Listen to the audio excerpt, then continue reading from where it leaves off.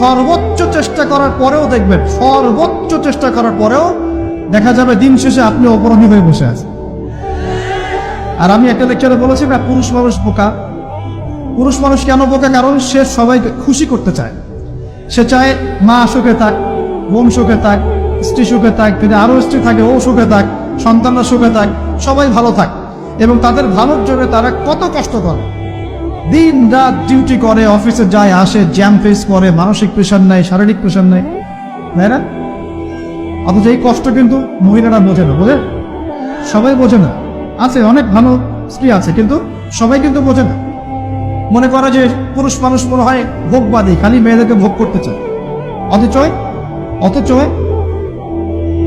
সবাইকে সুখে রাখার এই চেষ্টায় একজন পুরুষ দিন শেষে নিজেই সুখী হয়। বহু পুরুষ শেষ বয়সে গিয়ে একাকিত্ব ভোগে, একা হয়ে যায়। এই জন্য বলছি ফ্যান্টাসি বাদ দেন। ফ্যান্টাসি বাদ দিয়ে হালাল রিজিক হয়েছে, একটা নেককার পরহেজগার মেয়ে দেখে বিয়ে করে, ব্যাস তাকে নিয়ে দুনিয়ার ছোট্ট জীবনটা কাটিয়ে দেয়। আর জান্নাতে তো হুর করে অপেক্ষা করছে ইনশাআল্লাহ।